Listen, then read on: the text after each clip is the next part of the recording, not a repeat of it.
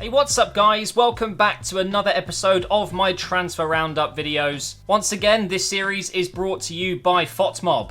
If you want to get the very latest up-to-date information straight to your phone within the world of football, then I highly recommend you download it. It's 100% free. Link is in the description. It works on both iOS and Android. Obviously, it has all the latest news. You pick your favourite team that you support and it will keep you up to date with that. But also, anything going on in football, including, of course, transfers, which is the crazy time of the year that we're in right now. We all love transfers. Buffon has just signed a one-year deal with Juventus, for example. There's a lot of deals I want to get through, so I'm not going to scroll down and ruin some of them for you guys. But honestly, check out the app. You won't regret it. It is fantastic. It's free. What more could you want? A massive thank you to them for sponsoring this video. Now let's talk transfers. So we might as well start with the fourth largest transfer ever, I think it is.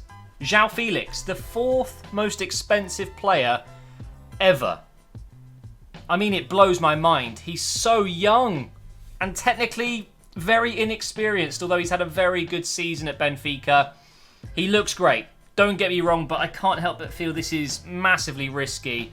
For a team like Atletico Madrid, who are losing a lot of their good players this season, Godin's gone, for example, RODRI's gone, we'll be talking about him. There's plenty more of their other players that they've lost.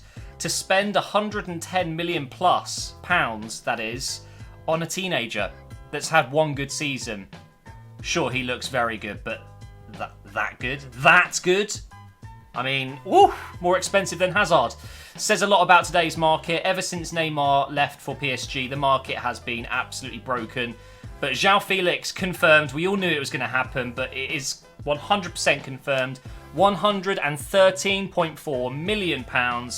And he will be playing for Atletico Madrid next season, wearing the number 7 shirt, because of course Griezmann will be leaving. I just mentioned him a second ago. Atletico Madrid have raised just over half the funds to sign JOAO FELIX there by selling, well, not openly, I'm sure. They didn't want to sell Rodri, but Man City paid his release clause. We knew about this a good week or two ago, but it is now official. He has signed a contract at Man City. £63 million for Rodri, who for me is going to be one of the best midfielders in the world at some point. He's not far off already, and underneath Pep, I mean, he is going to work wonders with him. I think, honestly, we have, I think, the new Busquets here. I really do. He plays a very similar role, and I cannot wait to see how he gets on with Man City. I mean, their midfield is just a joke.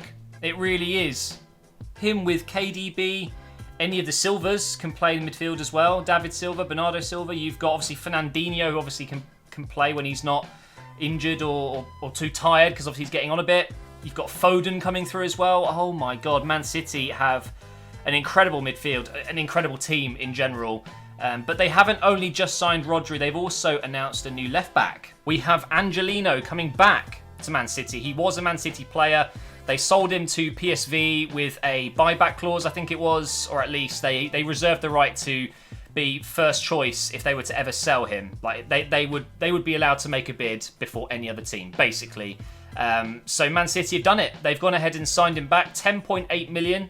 I mean, it's a lot more than they sold him for, but still, he does look like a good player. I don't think he's going to be a first team starter, but they certainly do need reinforcements down that left side, with Zinchenko arguably playing out of position down there. I think he could probably do well anywhere, but he's been playing left back a lot. Delph clearly isn't up to it anymore. Mendy, bit of a joker, always injured, doesn't take himself too seriously. Maybe Pep doesn't like that. And do you know what? It was time to bring in someone else. I was expecting Chilwell. I really thought they would sign Chilwell this summer, but they've gone with Angelino. And is it just me, or does he look like Aaron Paul from Breaking Bad? Jesse, if you don't know who I'm talking about. He does look a bit like Aaron Paul. But I'm really excited to see how he gets on. I didn't see this one coming, but Newcastle have sold AYOZE PEREZ to Leicester for 30 million. 30.06 million to be exact. This was out of the blue. I didn't expect to see this. One week we're seeing reports that Newcastle are going to be taken over, that they're going to be buying in some incredible players, and then the very next week the deal's off and they're selling arguably one of their best players. I mean, it's mind-blowing, and honestly, they're going to be one of the favourites to be relegated at this rate. I mean, they've already announced that Benitez is leaving. He's going to China. They're apparently looking at Roberto Martinez, I think it is, the Belgium coach, ex-Everton. Who knows what's going on at Newcastle, but this has happened. They have sold Perez to Leicester for £30 million. Man, I'm a little bit jealous about this one. This is Sarabia, however you say his name. Sevilla, winger, attacking midfielder. I couldn't believe it when I saw this go through. So he was actually linked with a lot of English clubs, Arsenal being one of them, because of course we really want a winger, and he can play a winger, although he can play attacking midfielder as well. And he had a release clause. And we kind of assumed that we'd be getting him. If we don't get Zaha or whoever, this would have been one of our targets. But clearly, even if we tried, he wanted to go elsewhere. He has signed for PSG. 16.2 million for one of the best performing attacking players in La Liga last season. His stats were incredible. So I'm surprised. I really am. You know, we've been talking about how low Arsenal's budget is. You're not going to get better value for money than this guy for 16 mil. It's unbelievably cheap. So PSG have done an absolute madness there, and they've been selling quite a few players. So they're actually on track to probably make a profit this summer, which would be insane. Obviously, things can change. They might spend big, and I'll be talking about a potential deal coming up soon. But Sevilla have sold Sarabia, same as Atletico Madrid. They probably didn't want to, but that's the bad and the risky situation of having a release clause in some of your better players' contracts, because when they attract interest, they can just go like that. Over to Spurs now, reluctantly. We have two signings that they've announced. We've got Jack Clarke from Leeds. He's been bought for £9.9 million. I mean, it really wouldn't surprise me if the deal was actually 10, but Levy was like, nope, 9.9. That's exactly the kind of man he is. Man, they know how to negotiate, Tottenham, though. They've done very, very well over the last few years. Although they didn't sign someone for so long, they've officially done it now.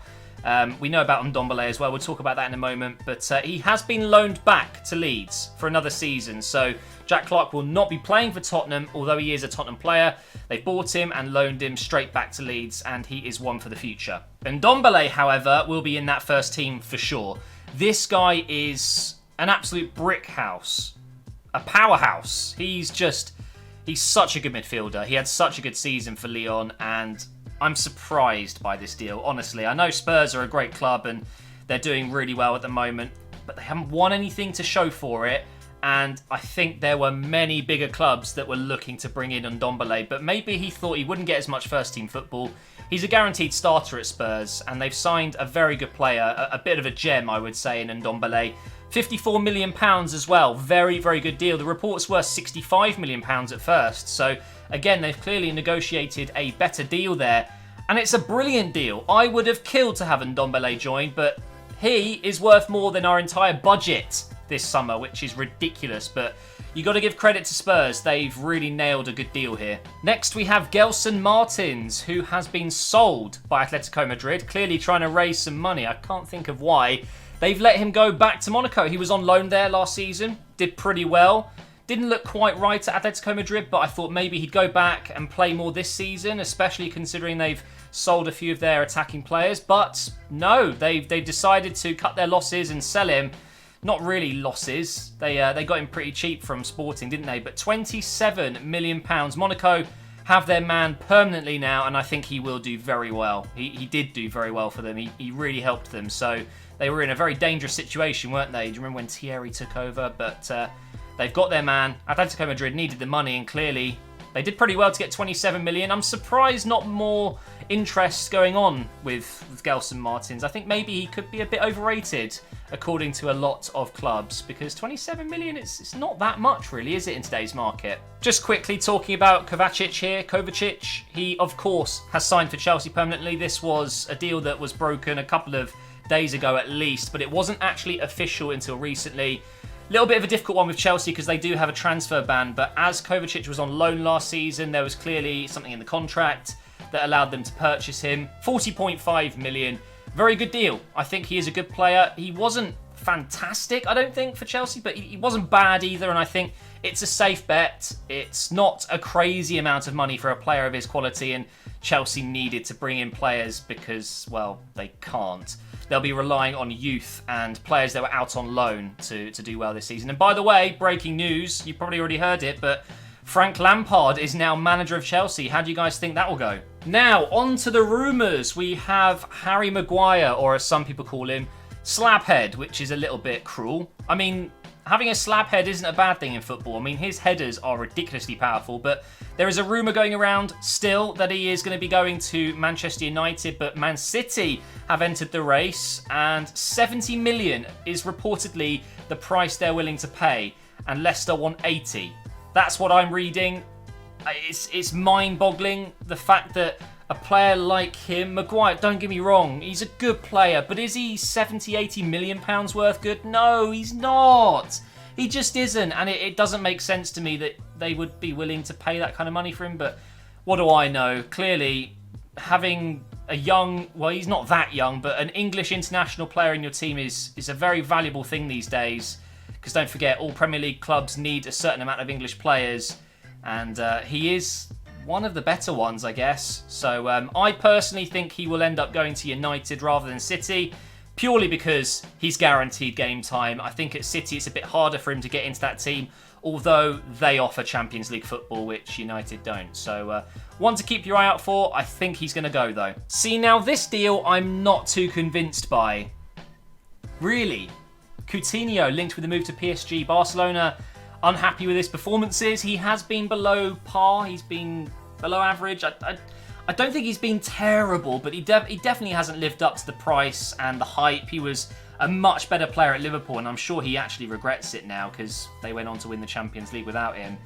But they used his money, so I feel like this has the potential to happen, but I don't know if it will. Obviously, we have the rumour that Neymar could be going back to Barcelona, and therefore this would be kind of a swap deal. There's a big difference in value. I think Neymar's worth a lot more than Coutinho. But if they want to make this happen, I don't see why it couldn't. It's just, will it? Will Neymar actually leave PSG?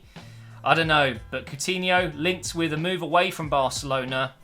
It could happen. Not sure about this one either, but De Gea has been rumoured to be potentially letting his contract run down. So Manchester United reportedly have offered a final contract, the last contract they're ever going to offer him, of £350,000 per week. I mean, it would make him one of the highest paid players in the world, of course. I'm surprised he isn't already. He is their best player by a country mile. Had a bit of a wobbly season maybe, or at least 6 months or so, but there's no doubt in my mind that De Gea is still one of the best keepers in the world, if not the best. Or Black's there as well, maybe. But De Gea, I think he's potentially going to ignore it and go for free next summer and get a massive sign-on fee with whoever it may be. Maybe Real Madrid, who knows, although they've got Courtois now. Icardi linked with a move to Juventus. Not sure about this one. The only reason this makes sense is because Inter want Lukaku, and Juventus have reportedly offered Dybala to Man United, which then gets Lukaku going to Inter, and that gets Icardi to Juventus. And it's that merry-go-round, you know? It happens all the time. One player moves and another player moves, and they replace each other. So we could be seeing Dybala to United, Lukaku to Inter, and then Icardi to Juventus. And that would be pretty unbelievable. We're talking a lot of money involved in these three deals.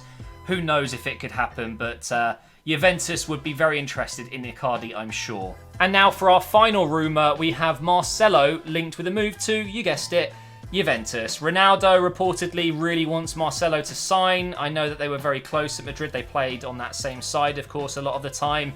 And Marcelo is reportedly a little bit concerned that Ferland Mendy's come in and that he could be potentially second choice, which I don't know how I feel about that. Would you drop Marcelo for Mendy? I guess so. Marcelo didn't have a great season, but Madrid didn't have a good season in general. And I think Zidane said it quite a few times that Marcelo is, for him, the best left-back in the world and has been for some time. So I can't see this being a Zidane asking him to move type of situation. But who knows what's going to happen with Marcelo. I think Juventus would be a great destination for him. I really do. I think he would do so well there, and he'd be able to link up with Ronaldo again. And of course, they've got a bunch of Brazilian players there, so honestly, it could happen. But that is going to be the end of this video, guys. Thank you so much for watching once again. Don't forget to check out FOTMob. It was a pleasure as always working alongside them, and they sponsor this series every few episodes, so please do show them some love. If you do enjoy the app, make sure you rate it in the App Store and all that stuff. It's a great app, and I will see you guys for another episode very soon.